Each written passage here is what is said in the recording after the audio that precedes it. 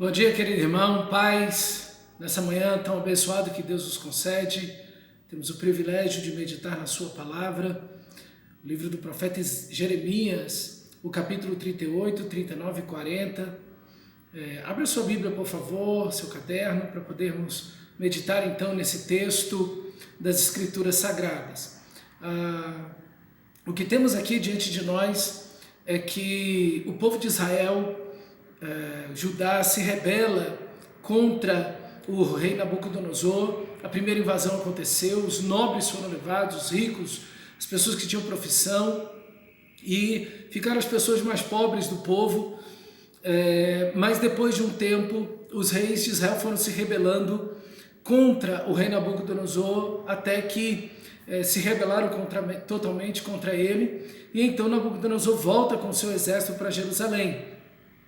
E quando ele volta para Jerusalém, ele cerca a cidade, o cerco que dura quase 3 anos, aproximadamente, até que a cidade pudesse exaurir por falta de pão, de água, enfim, e toda essa situação de doenças dentro da cidade, uma situação muito calamitosa, muito difícil. Então o cerco era vencer pelo cansaço mesmo a nação, principalmente a cidade de Jerusalém, que era uma cidade muito difícil de conquistar, pela questão geográfica. Ela estava numa planície, então tudo que estava embaixo tinha maior dificuldade de acessibilidade ali. E aí então a cidade é conquistada. Nesse momento, antes da conquista da cidade, o que nós vamos ver é que Jeremias estava profetizando, dizendo: entreguem-se, inclusive para o rei, para as autoridades e para todo o povo, entreguem-se ao rei Nabucodonosor, não deixe esse cerco chegar até o fim. Se vocês se entregarem, Deus não irá destruir essa cidade, vocês tampouco vão morrer. Então Deus está dando mais uma oportunidade de tantas centenas, milhares de oportunidades por 2000 anos, trabalhando com Israel, com o povo de Israel inteiro, chamando Israel ao arrependimento. Mas infelizmente Israel reluta contra o Senhor. Como diz as Escrituras, a sua doença é incurável, o povo resiste e, apesar de grande sofrimento, não chega ao arrependimento. E diante da palavra de Jeremias, no lugar do povo de Israel, do povo de Judá se arrepender diante do Senhor, o que eles fizeram foi que os líderes que estavam ali, os príncipes junto com o rei, prenderam Jeremias e aí então jogaram para matar o profeta dentro de uma cisterna que era para colher água, mas já não tinha mais água, então o que tinha ali era apenas lama, e ele ficou atolado de lama até o pescoço, e ali para morrer. Já não tinha pão, já não tinha água, não havia nada na cidade. E aí o que vemos é que Jeremias dá-se por fim, dá certeza de que ali ele vai morrer. Então um etíope, não alguém do povo de Israel, mas um etíope que temia o Senhor, que sabia que Deus estaria entregando aquela cidade nas mãos do rei da Babilônia, um homem estrangeiro, um homem de uma outra nação, etíope. O seu povo estava mais ou menos uns 3.000 quilômetros de distância dali, mas era um homem que temia o Senhor, e ele então corre no rei, diz: rei, não deixa isso acontecer. O rei dá permissão para ele pega 30 homens, vai lá, amarra Jeremias e puxa Jeremias para fora daquela cisterna. Então vemos a atitude piedosa de Obed-Meleque, que protege e salva a vida do profeta Jeremias. E aqui tem uma lição muito bonita para a gente. Quantos irmãos em Cristo, em outras nações às vezes, ou aqui mesmo perto da gente, enfrentam tantas barreiras pela sua fé, e às vezes, em alguns casos, em outras nações, as suas vidas mesmo estão postas a risco. Outros aqui, a sua vida espiritual, diante de tantos desafios que passam, a família que resiste, o cônjuge que não quer que seja cristão, enfim, que lutam contra a fé dos nossos irmãos. como precisamos ser como Obed-Meleque, esse homem que ajudou o profeta Jeremias no meio de tantas lutas, de tanto sofrimento, de agonia, de literalmente afundamento. Ali então ele lança a mão, e nós precisamos de ser como Obed-Meleque, que lança a mão para salvar, para apoiar, para orar, para amparar, para chorar junto, daqueles que estão muitas vezes lutando no reino, trabalhando no reino. Às vezes são pastores, missionários, irmãos em Cristo que estão em países perseguidos, irmãos perto de nós que também estão enfrentando grandes barreiras para manter e sustentar a sua fé. E Obed-Meleque foi recompensado pelo Senhor. No final do capítulo 39, Deus vai poupar a vida dele, Deus vai abençoá-lo e poupar a vida dele pela atitude dele de ter poupado a vida do profeta Jeremias. Que homem maravilhoso, que exemplo belíssimo para mim e para você. Ore pelos povos não alcançados, ore por povos e irmãos que estão em situação tão difícil, né, e lutando pela sua fé. Ore pelos seus pastores e líderes, né? Nós precisamos orar pelos pastores. Quantas vezes encontramos pastores que estão numa cisterna, eles não veem mais solução para o ministério, não veem mais saída para as suas vidas, estão cansados, fadigados, estão exauridos em suas forças e precisam de apoio, precisam de ajuda, precisam de alguém que vá até eles com um grupo de pessoas que são fiéis ao Senhor e resgatem esses irmãos em Cristo, pastores que estão lá lutando pelo reino de Deus, mas já não tem mais forças para isso. Então, que você possa ser um instrumento de Deus, como Obed-Meleque foi, e ser de grande bênção na vida dos homens de Deus, dos irmãos em Cristo, e que você possa ser uma bênção, então, na vida do povo de Deus, dos líderes. Jeremias está numa situação muito difícil, mas ele se mantém fiel ao Senhor, ele sai dali, continua preso, mas continua fiel ao Senhor. E quando o rei Zedequias chega perto dele, sem ninguém saber, e fala: eu preciso conversar com você, eu quero ouvir a palavra de Deus, eu não quero que você me omita nada. Então Jeremias falou: se eu falar a palavra de Deus para você, você vai me matar. Ele jurou então pelo Senhor: não vou te matar, não vou te fazer mal. E aí então Jeremias diz para ele: entregue-se ao rei da Babilônia, entregue-se a Nabucodonosor. Você vai viver, seus filhos vão viver, suas mulheres vão viver, esse povo aqui vai viver, essa cidade não será destruída. Entregue-se ao rei da Babilônia. Mas infelizmente Zedequias, ele não quis endurecer o coração e permaneceu na obstinação, na desobediência, confiado no Egito, que o Egito viria salvá-los, confiado de que a cidade era intransponível, não poderia ser novamente invadida. Enfim, diante de tudo isso, a cegueira espiritual está na vida desse homem. E quantas vezes vemos pessoas assim, cegas espiritualmente, já sofreram uma vez, duas vezes, derrotas e derrotas, mas ainda continuam com essas palavras de positivismo: não, tudo vai dar certo, vai sair melhor da próxima vez, tem que ter pensamento positivo. Isso é uma grande besteira. Na realidade, o que dá certo, o que de fato temos que fazer é obedecer a Deus, é obedecer a sua palavra, não é ficar nessas palavras de positivismo, pensamento positivo, como se isso fosse mudar alguma coisa. Isso não muda nada. O que muda de fato é a obediência ao Senhor. Mas Zedequias não obedeceu ao Senhor, e o capítulo 39 é terrível. O texto diz assim: Jerusalém foi tomada, acabou. O exército de Nabucodonosor entrou na cidade, destruiu tudo, queimou tudo, queimou o templo, destruiu as casas, queimou as casas, os palácios, saiu queimando e destruindo tudo. Tudo foi destruído, as casas das pessoas. Muita gente morreu de fome durante o cerco, de doença, porque as pessoas morriam e não eram enterradas, e depois pela espada por Nabucodonosor. Então foi um desastre. Deus vem pregando arrependimento, Deus vem dando chance, mas o coração do ser humano duro, que não se rende a Deus, está sofrendo, está padecendo, mas continua desobedecendo ao Senhor. Oh, meu irmão, como precisamos orar pelas pessoas que conhecemos, pelo nosso país, pela nossa cidade.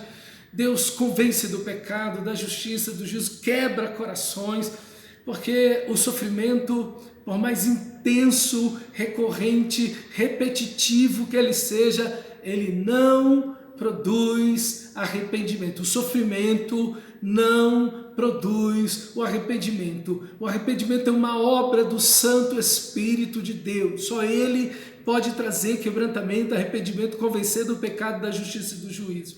Às vezes nós vemos pessoas sofrendo intensa e profundamente, elas estão ali, eu quero Deus, e chorando, e aquela coisa, então você fala, puxa, agora vai, a pessoa vai entregar a vida a Cristo. Depois que passou o problema, imediatamente a pessoa volta para a sua velha vida e muitas vezes volta para uma vida pior, porque sentindo o gosto da morte no sofrimento, na luta que passou, na doença que experimentou, agora quer viver e aproveitar a vida, porque não sabe quando ela terminará. Então é muito triste essa situação, não há salvação, não há arrependimento no sofrimento.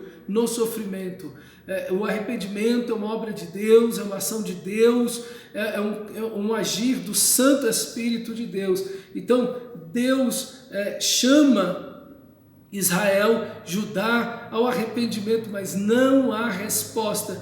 E Zedequias, que endureceu o seu coração diante de toda a palavra de Deus dada por Jeremias, e essas palavras iam se cumprindo. Nabucodonosor veio, entrou na cidade a primeira vez, não se rebelem contra ele, ele vai voltar, se rebelar, ele voltou, ele vai entrar nessa cidade. E vez tras vez, palavra a palavra, Deus usando Jeremias, e as palavras vão se cumprindo, as pessoas mesmo diante disso estão cegas, endurecidas, e Zedequias, que teve a oportunidade de estar vivo com seus filhos, e ainda que fosse para a Babilônia, está ali, vivendo uma vida, entre aspas, tranquila, como um rei, subjugado ao rei, enfim, e toda aquela cidade sendo preservada. Jeremias diz para ele, a destruição dessa cidade e a vida dessa cidade estão nas suas mãos, e infelizmente, como ele faz isso, seus filhos são mortos na frente dele. A última imagem que ele tem é essa, são seus filhos sendo matados na sua frente. Depois seus olhos são vazados, ele fica cego, amarrado a correntes e morre numa prisão qualquer na Babilônia, porque desobedeceu a palavra de Deus. Esse é o fruto. A desobediência é altamente destruidora. A desobediência é altamente destruidora. Quando você se rebela contra Deus, quando você se volta contra Deus, saiba que haverá sofrimento, haverá destruição, e essa destruição é a consequência dos seus próprios pecados. Coloque toda a sua vida sob a palavra de Deus, coloque todas as áreas da sua vida em obediência às Escrituras sagradas. Não se desvie do livro da lei, da palavra de Deus, nele antes medita de noite, para que você tenha cuidado e seja corajoso em fazer tudo quanto nele está escrito, para que te vá bem. Para que te vá bem. Deus, você obedecendo ou não a Deus, isso não vai mudar nada da realidade da pessoa de Deus, de quem Ele é, do seu poder, da sua glória. Deus está olhando para você e está colocando diante de você a vida e a morte, a bênção e a maldição. Escolhe a vida, diz Deus. Então Deus é bom sempre, o tempo inteiro. E diante de tudo isso, Nabucodonosor, sabendo que havia o profeta Jeremias naquela cidade que estava trazendo essa palavra de Deus para o povo de Judá e Jerusalém, então disse para o seu comandante que estava invadindo a cidade: preserve a vida de Jeremias, não toquem nele, façam com ele tudo o que ele quiser, preservem sua vida. E aí então Jeremias é presenteado pelo rei, é livre e é colocado diante dele ir para a Babilônia, lá viver uma vida honrada, enfim, ou ficar em Jerusalém, ou ir para qualquer outro canto que ele quisesse. A terra, o mundo estava na frente de Jeremias, ele podia ir para qualquer canto ou lugar que ele quisesse, porque o rei da Babilônia havia, pela mão de Deus, colocado ele em liberdade, abençoado a sua vida. Por quê? Porque Jeremias foi fiel ao Senhor. Jeremias continuou fiel diante do seu mesmo, em meio a todas essas situações, em meio a todo esse sofrimento, depois de quase morrer já 2 vezes no livro, Jeremias está ali, firme diante do Senhor, ele não negocia a palavra, o rei vem falar com ele, ele dá a mesma palavra, ele não diminui, não adoça, não açucara, não dilui a palavra de Deus, ele traz a palavra de Deus, ele traz a palavra de arrependimento, ele é fiel ao Senhor, ele tem uma confiança na soberania de Deus e permanece ali firme. No capítulo 40, o que vamos ver é que os miseráveis ficam em Judá, em Jerusalém, apenas os mais pobres, os miseráveis, as pessoas mais destruídas ficam no local, né, e colocam-se ali um administrador para cuidar do local, para que as pessoas pudessem pelo menos ter algum tipo de organização, né? E Jeremias fica na cidade de Jerusalém, ele fica em Judá para poder trazer uma palavra de Deus àquelas pessoas que estão ali. Tem profetas de Deus como Daniel, como Ezequiel, no exílio, que estão dando uma palavra de Deus, e ele vê a necessidade de ter alguém ali naquele momento em Jerusalém. Então ele fica ali para ser um instrumento de Deus, continuar sendo um instrumento de Deus naquele caos agora. Numa cidade queimada, destruída, sem esperança, miséria, pobreza, né, escassez, sem pão, sem água, doença para todo lado, e o profeta está ali. Ele não se esconde, ele não tira férias, ele não diz, olha, até aqui fui eu, então daqui para diante, agora já não tem mais nada a ver com isso aí já não está na minha ossada, eu já fiz o que eu podia fazer. Não, ele permanece ali, trabalhando, servindo ao Senhor, e aí o que vemos é que Deus, no final do capítulo 40, meio do capítulo 40 aproximadamente, Deus usa de misericórdia para com aquelas pessoas miseráveis, famintas, que estão vivendo em total desgraça, né, toda essa destruição. O texto traz uma frase que mostra Deus, a sua graça, sua misericórdia, o seu amor, o Deus que odeia o pecado, que odeia a rebelião, a idolatria, que odeia a injustiça, a imoralidade, que não compactua com pecado algum, que disciplina gradativamente, que chama ao arrependimento, que oportuniza por centenas e milhares de vezes o arrependimento, o retorno a Ele. Mas esse Deus tão bom, que agora poderia emitir juízo pleno e acabar com tudo. Olha que frase linda: colheram aqueles miseráveis que estão na cidade de Jerusalém ao redor, colheram vinho, isso é uvas, né? Que virariam passas, que virariam suco, que viraria vinho, colheram vinho e frutas de verão em muita abundância. Deus deixa o pão do céu naquele lugar. A palavra de Deus por meio de Jeremias. Jeremias permanece ali. Ele estava meio em dúvida o que ele faria, se ele iria embora, se ele iria para Babilônia, se ele iria para outro lugar. Há um conflito no profeta, ele não sabe muito bem o que fazer, mas ele percebe por Deus que precisa ficar naquele lugar. Deus coloca isso no coração de Jeremias. O pão do céu, a palavra de Deus, né, precisa estar naquele lugar de tanta desgraça e sofrimento. Mas esse Deus tão bom, tão generoso, que faz nascer o seu sol e cair sua chuva sobre justos e injustos, bons e maus. Esse Deus, diante de um povo falido, destruído e não arrependido, doente, fraco, oprimido, esse Deus maravilhoso faz esse povo colher frutas em muita abundância.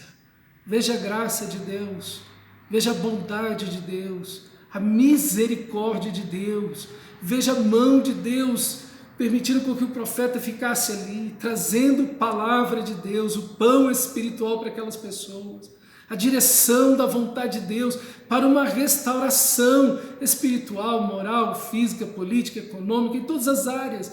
Mas o mesmo Deus abençoa aquele povo com muitas frutas de verão. Aquele povo que iria morrer de fome, porque já não tinham mais nada. Deus faz com que todas as árvores daquele lugar produzam fruta em abundância, e aquele povo que pensava que morreria de fome, agora está saciado pela graça de Deus em entregar comida para eles, mas também a misericórdia de Deus em deixar seu profeta ali, para que a palavra de Deus pudesse continuar agora vivificando a alma, o espírito daquelas pessoas que estavam mortas nos seus pecados. Veja Deus na desgraça que nós mesmos criamos, Deus trazendo restauração no caos que nós provocamos, na destruição que nós mesmos plantamos, né? E essa misericórdia de Deus, essa bondade de Deus, esse amor de Deus, essa alegria de Deus em abençoar e a promessa dele de que o Messias viria. Tudo isso está aí, meu irmão. Esse Deus gracioso. Por isso você pode e deve pregar o evangelho como Jeremias. Você pode, às vezes você vê uma família miserável, às vezes você vê uma cidade em misérias, e você, como Jeremias, pode permanecer ali, pregar o evangelho, falar do amor de Deus, da graça de Deus, ser um instrumento de Deus na vida daquelas pessoas. Que Deus use a sua igreja assim, use as nossas vidas assim, para sermos instrumentos da sua glória, da sua vida, que sejamos luz em meio a tantas trevas, sal no meio de uma situação putefacta que o povo vive nos seus próprios pecados. Que sejamos nós, esse povo de Deus santo, que ama o Senhor, comprometido e fiel com o Senhor da glória. Que Deus te abençoe, meu irmão, te fortaleça, te encha do Santo Espírito de Deus e te faça ainda mais um instrumento poderoso em suas mãos, para a glória dele e para o bem das pessoas, em nome de Jesus.